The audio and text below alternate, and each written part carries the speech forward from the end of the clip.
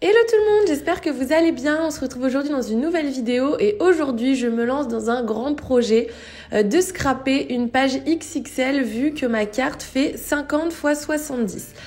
Cette carte je l'ai reçue du site Mapiful, c'est un partenariat pour Instagram, mais je trouvais ça cool de vous montrer ça en vidéo parce que vous êtes beaucoup à me dire que vous aimeriez vous lancer dans ce genre de projet mais que vous avez peur parce que c'est quand même un projet assez conséquent. Donc la première étape, ça va être de préparer en amont toutes les décorations que vous voulez utiliser pour décorer votre page. Donc moi, j'ai utilisé la collection Sunny Day de Crate Paper et la première chose que j'ai fait, c'est que devant la télé, un soir, j'ai découpé plein de petits embellissements dans les papiers. Sachez que pour ce genre de projet, si vous voulez utiliser des die cuts, ça va vous coûter cher parce qu'il va falloir acheter plusieurs paquets de die cuts. Donc la solution, si vous voulez des petites décos, c'est de découper directement dans vos papiers de scrap. Là, j'ai utilisé 3 pages, ça m'a clairement coûté 3 €, ce qui vous coûterait beaucoup plus cher si vous achetiez des die cuts. Donc une fois que j'ai tout découpé, je vais les trier par catégorie. Donc j'ai regroupé les papillons, les petites oranges et les coquillages. Et je vais venir commencer à réfléchir à ma disposition. Donc là, dès le premier coup, la disposition que j'ai choisie me plaisait, mais si ça m'avait pas plu, j'aurais tout enlevé et tout recommencé. C'est important de pas coller dès le début. Vous allez voir, je vais faire toutes les étapes pratiquement de ma réalisation avant de coller, chose que je fais pas forcément sur une page de scrap. Mais sur ce genre de composition qui est vraiment très grande, il faut quand même que l'ensemble soit harmonieux. Donc je vous conseille plutôt c'est de faire d'abord sans rien coller et ensuite de pouvoir redéplacer au fur et à mesure si besoin. Donc là pour le moment vous voyez la vidéo au format vertical, mais ne vous inquiétez pas, on va ensuite retourner, je vais tourner la caméra et vous verrez la page de face. Mais comme je vous disais, c'est important d'avoir un visu global sur ce que vous allez faire pour pouvoir avoir une création harmonieuse. Donc j'ai commencé par mettre mes petites oranges et ensuite je vais tout de suite passer à l'étape photo. Le but de ce genre de page, c'est bien sûr de pouvoir mettre plusieurs photos. Donc ce que j'ai fait, c'est que j'ai imprimé toutes mes photos et je suis venue voir un petit peu dès le départ où j'allais les placer pour les mettre en valeur. Bien sûr, moi je suis partie d'une carte parce que j'adore, j'en ai déjà fait une sur Instagram, si vous me suivez vous avez sûrement déjà dû la voir. C'est vrai que je trouve le concept hyper sympa et le fait de la scraper, ça rajoute un petit côté souvenir je trouve. Donc voilà, je suis partie d'une carte mais vous pouvez très bien partir d'un tableau, d'une toile vierge, d'une affiche que vous avez récupérée je ne sais où. C'est vraiment hyper libre. Moi aujourd'hui ce que je vous montre c'est pas forcément la carte, c'est plutôt le concept de faire une page très grande et aussi pour vous rassurer sur le processus qui est en soi le même que pour une page de scrap classique. Donc ensuite, je suis venue placer mes petits papillons et mes petits coquillages. Et du coup, ensuite, j'ai sélectionné quelques die cuts que je voulais mettre peut-être sur cette page. Donc je vais venir un petit peu voir où est-ce que je peux les placer, toujours sans rien coller. Oui, ce que vous voyez à droite, c'est un genre de pistolet colle double face que j'ai acheté. C'était la première fois que je le testais. J'avais vu pas mal de revues qui étaient assez négatives sur le sujet, donc j'avais un petit peu une appréhension. Et franchement, moi, je l'adore. Voilà. Je suis peut-être la seule personne qui va vous dire ça. C'est pour ça qu'il faut vraiment pas se fier à toutes les revues qu'on peut voir sur un produit. Je pense que ça dépend vraiment aussi de vous, ce qui vous correspond, parce que moi, je l'adore. Je le trouve hyper pratique. Je trouve qu'il marche très bien. Alors que j'avais vu que sur une vidéo, je crois Stéphanie disait qu'il fonctionnait pas bien, moi j'ai aucun souci avec. Je pense que c'est aussi une histoire de prise en main, mais c'est vraiment économique parce que du coup vous pouvez mettre des grosses recharges de double face à l'intérieur. Certes c'est pas ce qui prend le moins de place, mais franchement je suis vraiment conquise, j'en avais marre d'acheter des nouvelles petites souris double face toutes les semaines. Je cherchais une solution plus durable et c'est vrai que je ne regrette pas du tout cet achat. Si jamais ça vous intéresse, je vous mets le lien en barre d'informations. Moi, je l'ai acheté sur le site, dans mes pochettes, donc la boutique de Perrine. Vous savez, j'adore cette petite boutique-ci. J'ai un code aussi promo si vous n'avez jamais commandé sur sa boutique. Mais en tout cas, moi, je suis conquise et ça va vraiment me changer la vie parce que c'est vrai qu'à chaque fois que je faisais une créa, j'utilisais 1 ou 2 rouleaux entiers de scotch double face qui est clairement pas possible à la longue. Ça fait un budget de dépenses en double face qui est vraiment très conséquent. Donc je suis contente d'avoir trouvé une petite alternative. Alors c'est vrai que de base il faut acheter l'engin. Oui, je dis l'engin parce que c'est quand même très volumineux. On a l'impression que vous avez un pistolet dans la main. Mais il faut vraiment, il faut investir en fait. Il faut acheter le dérouloir, mais après je trouve que ça vaut le coup parce que vous pouvez mettre des rouleaux qui sont beaucoup plus grands. Et je pense qu'à la longue ça devient rentable, mais sur le coup c'est vrai que c'est un investissement. Donc l'étape d'après, ça a été de chercher dans mes papiers des papiers pour mater mes photos. Au début, j'avais décidé de les laisser telles quelles, mais je me suis rendu compte qu'elles ressortaient pas forcément très bien sur mon papier.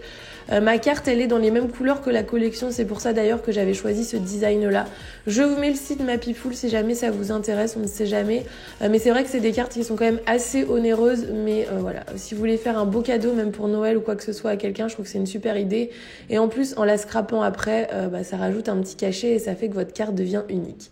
Donc j'ai maté mes photos, donc pour ça j'ai choisi différents papiers de la collection, toujours dans les mêmes tons. Donc j'ai fait des rappels de bleu aussi, vu que mes petits papillons étaient bleus, j'ai voulu faire quelques rappels de couleurs. Et je ne regrette pas parce que franchement, je trouve que ça permet de vraiment faire ressortir toutes mes photos. Donc voilà, et là vous voyez à l'œuvre notre super pistolet dévidoir de colle. Mais franchement, je comprends pas toutes les critiques qu'il peut avoir parce que moi je le trouve vraiment bien. Mais après vous allez peut-être vous dire, Lucille, elle est vraiment bizarre, elle aime que des trucs que personne aime, elle achète des produits alors qu'on voit que des revues négatives. Mais ouais, c'est vrai que j'aime bien me faire mon propre avis sur les choses et je ne regrette pas parce que du coup j'ai découvert un outil qui me correspond vraiment à 100%. Donc comme vous le voyez, j'utilise toujours mon petit massicot de chez Craftelier qu'il m'avait envoyé. Je vous ai fait une vidéo à son sujet. Si vous ne l'avez pas vu, n'hésitez pas à aller la voir. Je sais que vous êtes pas mal à avoir craqué sur ce massicot et franchement, pour l'utiliser au quotidien, je le trouve vraiment bien. J'en suis pas déçue. J'avais une appréhension, ce que je vous disais, mon ancien massicot Wear Memory ne coupait pas droit. Mais celui-ci, pour l'instant, RAS, aucun problème.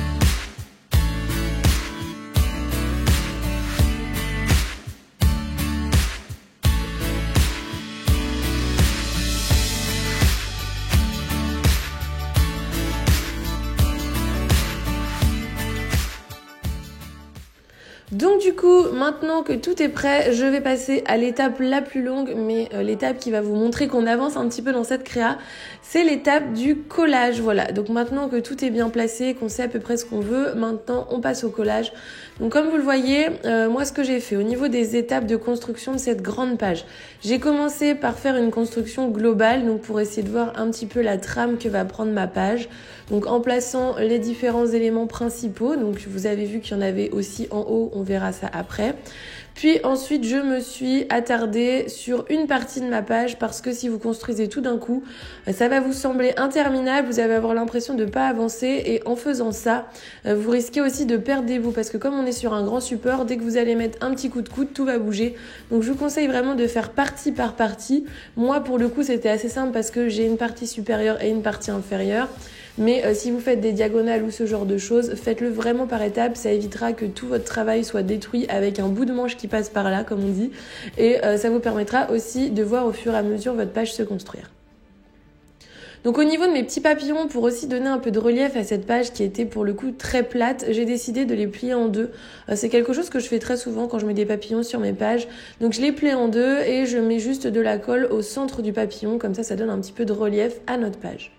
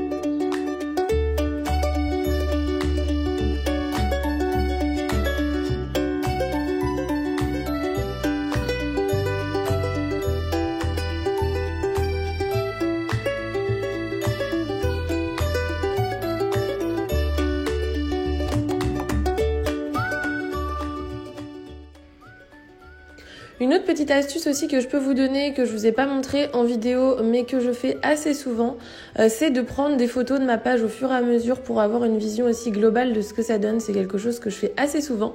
Et là, comme vous le voyez, j'étais en train de vous faire une petite story sur Instagram. C'est vrai que j'aime bien partager avec vous toutes mes créas quand elles sont en cours, etc. Donc n'hésitez pas encore une fois à m'y rejoindre si jamais vous ne faites pas partie de cette belle communauté créative. Donc ensuite, on passe à la seconde partie de notre page qui est donc le haut de la page. Et oui, je commençais à en avoir un petit peu marre, ça faisait très longtemps que j'étais sur ce projet. Donc vous allez voir qu'à cette étape, je pète un câble. Voilà, il y a quelques petits moments où on passe sur autre chose que du scrap, hein. Mais c'est vrai que c'est un projet qui prend quand même pas mal de temps. Moi, je sais que ça m'a pris un après-midi entier pour faire la page. Et tout ce qui est découpage et préparation m'a pris une soirée. Donc après, c'est un gros projet. C'est pas une page classique qui fait 30 par 30. C'est quand même quelque chose de plus conséquent. Et voilà, c'est ce que je vous disais, il y a des petits passages où ça devenait un peu compliqué.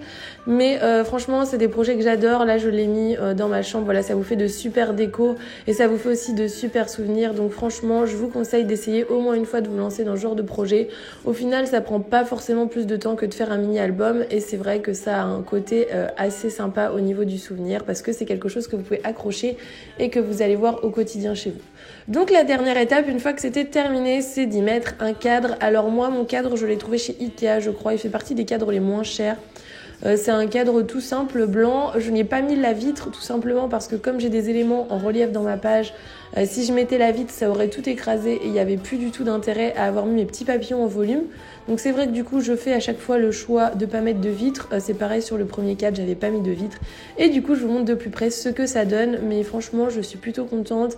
Ça me fait un super souvenir de vacances et c'est vraiment quelque chose d'assez symbolique, je trouve.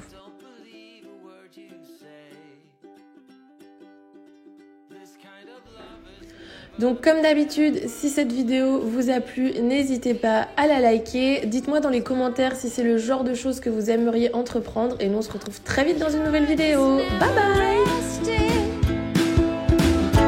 This is something that is hard to find. I just can't get you.